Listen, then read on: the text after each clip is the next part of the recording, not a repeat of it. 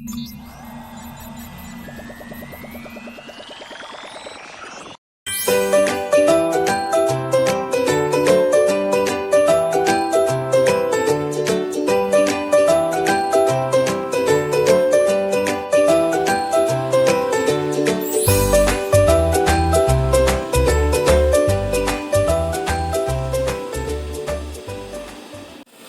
morning, class! We are now on our lesson 6 entitled Illustrating Linear Equations in Two Variables. This lesson is very important in our daily lives. It's just that we do not know how to use it or when to use it.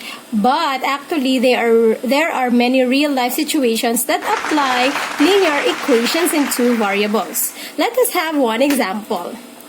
This is the problem. Actually, this is just a statement. We will interpret this statement into linear equations in two variables, and in the future, we will use this skill. But we will not solve the problem yet. Okay? Just interpretation. Let me read it to you. Rina bought an apple and an orange and paid 35 pesos. This is happening every day in our lives, right? We will buy items and we will just pay without knowing every item's cost. Diba? But let us interpret this as linear equation in two variables. Okay? Remember, though, the steps in solving problems. Number 1, to read and analyze the given situation. Read repetitively, as many times as you can, read and analyze the given situation. Then, represent the given with variables. You can use your variables or any letter in the alphabet to represent your items or your given. Just like your X, Y, M, P, and many more letters. And the last is to make a mathematical statement. An English statement has a mathematical statement using your variables or your algebraic expressions. So, let's go back to the problem and make a mathematical statement out of this. Again, we have this. Rina bought an apple and an orange and paid 35 pesos. So, let us read and read for many times. And the step 2 is to represent the items into our favorite variables. So, let's use the variable X to represent an apple. Isa lang ka apple, so isa man ka X. And then, Y for orange. And so, analyze. There is one apple, there is one orange, and then Rina paid 35 pesos. Let's make now our mathematical sentence. And so, an apple is represented by X. Plus, because we can see that in the problem we need to use addition. And for orange, we'll have Y equals 35. An apple plus an orange equals 35. That's your mathematical statement for the given problem. Isn't it easy? Next, let's have another problem. How about this? Mark has 5 shirts and 3 pants which cost 3,200. Uso subong sale, kay lapit na lang ang December. And so, si Mark nagbakal 5 shirts and 3 pants. He just paid 3,200. After reading and analyzing, let's make or use our variables to represent the given. Let X cost of shirt. We do not know that, right? Kung tagpila ang shirt. And so, let X cost of shirt. And then Y for the cost of pants. That requires us to add the cost of shirts and the pants. And so, here is our mathematical sentence. 5X stands for 5 shirts plus 3Y, 3 pants equals 3,200. Diba? That's so easy. Okay, let's move on. Here is our mathematical statements. Observe them. If you can notice, in the first one, we use variables X and Y. And in the second one, also X and 3Y. And so, those are examples of linear equation in two variables. Okay. Here are the things to remember on how to identify equations with two variables. Oh, this is in standard form. When we say standard form, it follows a certain pattern or may ginasundan ka nga pattern gid. Are, we have ax plus by equals c, wherein una gid dapat si variable x together with a. Plus, pwede mo na sa minus, basta una lang si x. Next is, next mga variable, si y equals c. If you can notice, x and y are variables. Take note, two variables ang title sa naton. So, dapat duwa lang man ka variable. And then, we have a, b, and c. A and B are coefficients of x and y. When we say coefficients, these are numbers nga upod or tupad ni x kag ni y. And C is a constant. When we say constant, it's just a number. It can be a fraction, it can be negative, it can be positive, pero wala siya upod nga variable. Basta number lang siya. Pwede gani radicals or may square root, pero number lang gid siya. Okay? The standard form of the linear equation in two variables is ax plus by equals c. Dapat gasunod gid sa amo nga pattern. Okay. Again, let us examine. Here is our first example a while ago. Si Rina, to bala, x plus y equals 35. The value of your numerical coefficient of x, wala siya upod. Nag-iisa lang si x, pero there is an automatic 1 as numerical coefficient. So a equals 1. And then B, si y also has no number beside it, but we know that there is an automatic 1. So B equals 1. And the constant is 35. There. In the second example, let's also identify the values of your A, B, and C. Remember, it should be in the standard form so that we can identify the values of A, B, and C. We have 5x plus 3y equals 3,200. The values of your A, B, and C are as follows. A equals 5. See that? Tupad ni x si 5. Upod niya ni x si 5. So, si A, 5. B equals 3. Upod ni y si 3. And C, our constant, is 3,200. Easy, right? Okay, the standard form of a linear equation in two variables is written in the order ax plus by equals c. Remember that. Remember also that a linear equation is in two variables must have the following. First one, it has only two variables. So, duwa lang ginada ka letters in the English alphabet dapat ang makita mo. Kung magsobra na, hindi na pwede. Dapat two variables lang gid. Usually, we use the x and y. Next, the exponent of the variable in each term is 1. The degree or power is 1 only. So, ang power, 1 lang gid. Usually, wala ka na may makita. Kaya ang 1, wala na ginasulat. Okay? Pero kung mag-2 na, power of 2 or power of 3, hindi na siya linear equation in two variables. Dapat 1 lang gid.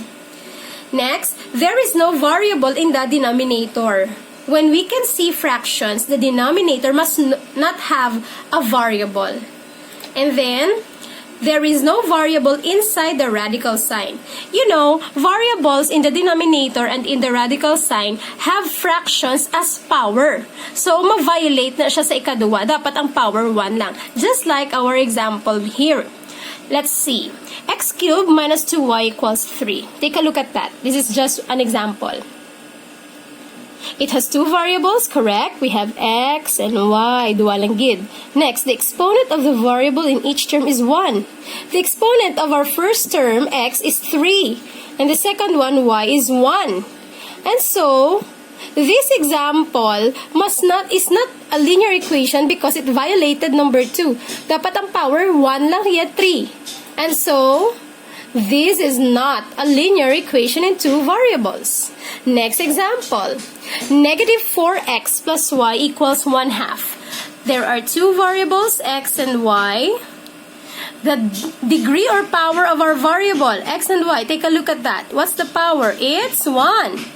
There is no variable in the denominator. Yes, there is no denominator nga variable. Si 2 denominator, pero hindi siya variable, okay lang. Next, there is no variable inside the radical sign. So, this example is Yes, a linear equation in two variables. Next example, 6 plus y equals 14. 6 plus y equals 14, check. Does it have two variables? Oh no, isa lang gid y. And so, diri pa lang gid violate yun na. So, this is not a linear equation in two variables.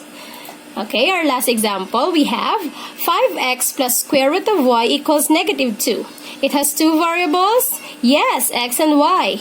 Next, the exponent of the variable in each term is 1.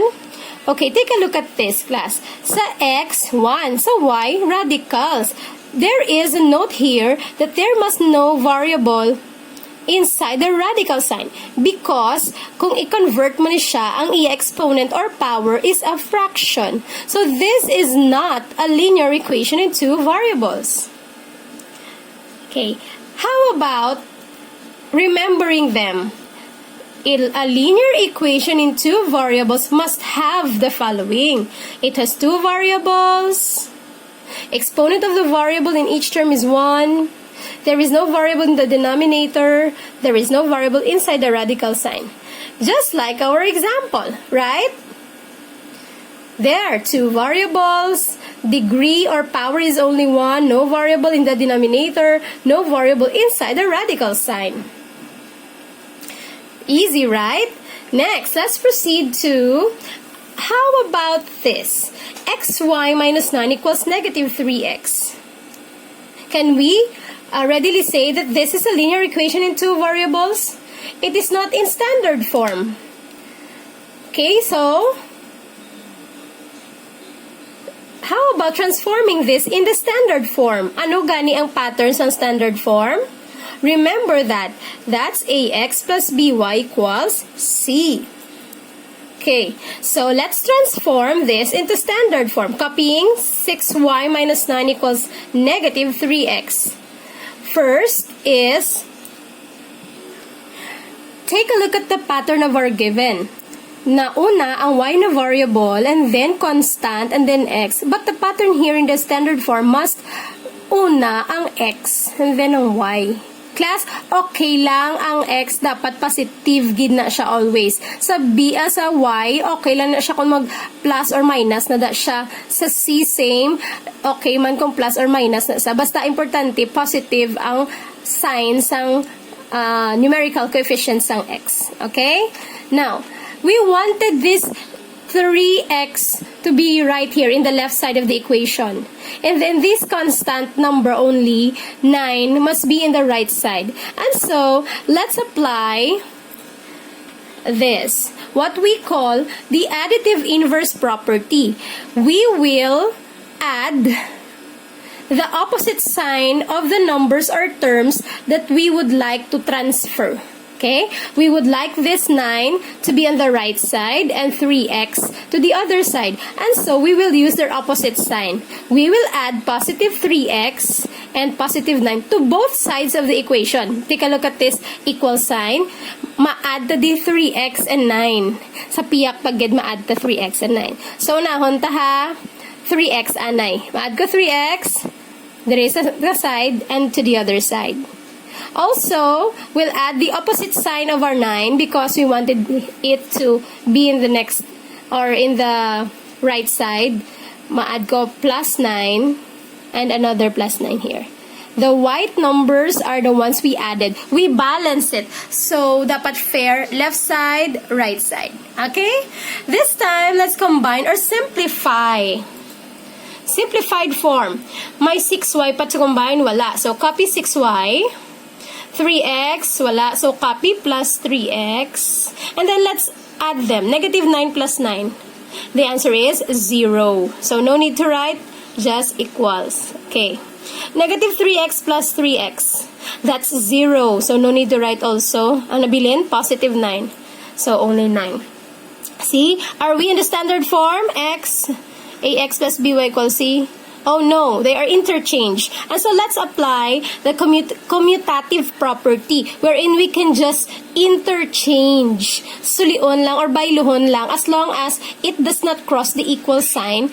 Just interchange their position. That's commutative property. So that we will transform it into standard form. And so, it will look like this. 3x plus 6y equals 9. There. Is it already in standard form? Ax plus by plus c. I think it is. And so, what's the value of your a? It's 3. The value of your b is 6. And the value of c is 9. Let's have another example. We have 2x plus 3y plus 13. This time, all of the terms are here in the left side. Okay? Is this in standard form? No. Remember, the standard form is ax plus by equals c. Let's copy. We have 2x plus 3y plus 13 equals 0. We would like 13 to be on the other side. And so, we will apply the additive inverse. If this is positive 13, we will add in the left side negative 13 so that it will become 0. And do another negative 13 on the right side to balance. So, copy first. We have 2x plus 3y plus 13 equals 0. Add negative 13 here and here, both sides. We'll have there. And let's simplify it.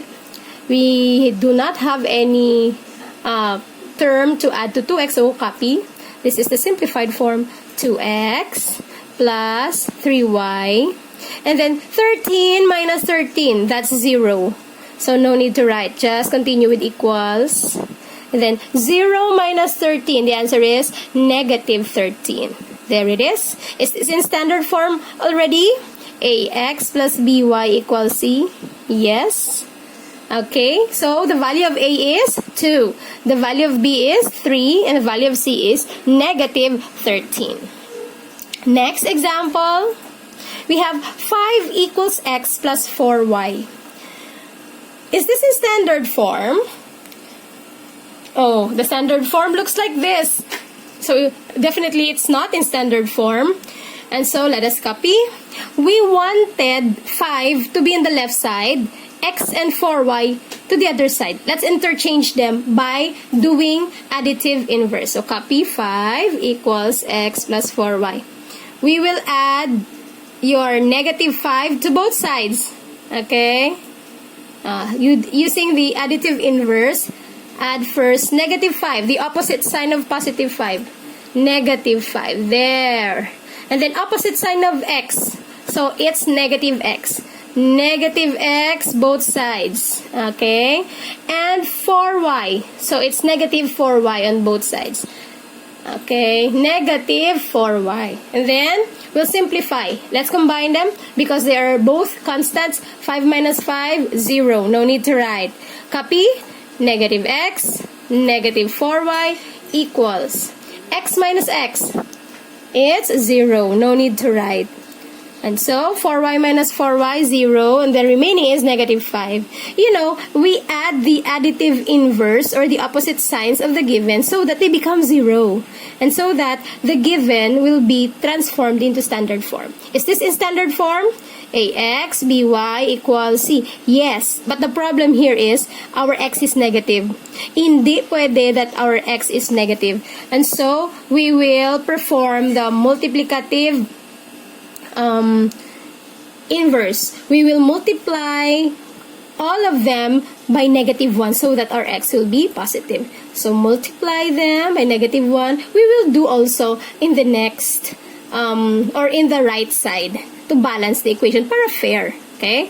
Let's distribute negative 1 times negative x. So here is already the multiplicative identity on standard form. Negative 1 times negative x is positive x. Negative 1 times negative 4y is positive 4y equals negative 5 and negative 1 is positive 5. So this is already in standard form. Your value of a is x, that's 1. A is 1. And your b is 4. And your c is 5. Okay. Easy peasy. Hinay-hinay lang, but do it patiently. Okay, how about this? What values of x and y will satisfy the given equation? When we say satisfy, ano ang value ni x kag ni y or ang imo-ordered pair so that the equation will really become true? Okay? Or the equation has a solution, and the solution are the ordered pairs. Okay, let's have 2x plus 4y equals 8. Anong value ni x kag ni y para ang answer 8, kid? Diba? We have a lot of guesses. Pwede ta magsala. Pero one of the easiest way is to represent any variable, given to a variable like this. Assign value for x and substitute to find the value of y. Ma-assign ka value sa x. Ang pinaka-post nga number is 0. So, let x equals 0. Then, substitute. Islan mo si x 0 and then solve for y. Okay? So, we have 2 times 0 plus 4y equals 8. 2 times 0 is 0. Copy plus 4y equals 8. In this case, 4y equals 8. Divide both sides by 4. Nauna ng 4 ko. 4 divided by 4 is 1. 1 times y. Y nagyapon equals 8 divided by 4. Y equals 2. And so, x is 0 and y is 2. When x is 0, y is 2, we have now the answer. X is 0, y is 2, or 0, 2. Remember, this is an ordered pair. Make sure, ibutangan sa parenthesis, ha, kay ordered pair na sila. This is your value of x, and this is the value of y. Let's see if 0, 2 will satisfy the given equation. Okay, copy. 2x plus 4y equals 8. Let's change x into our answer 0, 2, 0, 2. 2 times 0 plus 4 times 2. Muna siya dapat. Okay. Equals copy 8. 2 times 0. Definitely any number multiplied to 0 is 0. Plus 4 times 2. That's 0 plus 8 equals 8. So, what's the final answer? 8 equals 8. So, let's check. So, this means that 0, 2 really satisfy the given equation. Kay check siya, 8 equals 8. So, 0, 2 is also a solution of 2x plus 4y equals 8. Another example. Does negative 2 satisfy the given equation? Our given equation is x minus 3y equals negative 8. This is the value of x. This is the value of y. We will substitute negative 2 for x and y equals 2. And so, copy there. Let's change x into negative 2 and y to positive 2. Okay? Let's change it there. X becomes negative 2 minus 3, copy, y becomes positive 2 equals negative 8. Negative 2 minus, you multiply this 3 times 2, that becomes 6. So, it becomes negative 2 minus 6. They have the same sign. So, same signs, add. You add them and keep the common sign. It's negative 8 equals negative 8. And so, yes, negative 2 satisfies the given equation. Negative 2 is also a solution to x minus 3y equals negative 8. Okay, another one. We have this question. Does negative 1, negative 2 satisfy the given equation? The given equation is 2x minus y equals 4. Now, substitute x equals negative 1. Dra ka nagkuha sang imo nga negative 1x. And the value of your y is negative 2. Okay, copy. There. You change your x to negative 1 and your y became negative 2. 2 times negative 1. That's negative 2. Negative and negative becomes positive. May change sign na da ha. Basta gasunod na sila. And so, it looks like this. Negative 2 plus 2 equals 4. Negative 2 plus 2. The answer is 0. 0 equals 4. Are they equal? They're not. This means that no, negative 1, negative 2 does not satisfy the given equation. Negative 1, negative 2 is not a solution to 2x minus y equals 4. Okay? There you go. Here are your activities. I'll post this. But if you have questions, prepare it and we will have some question and answer portion this coming Monday. And keep on repeating this video because I know you can do it. Just have patience. Okay, do your best.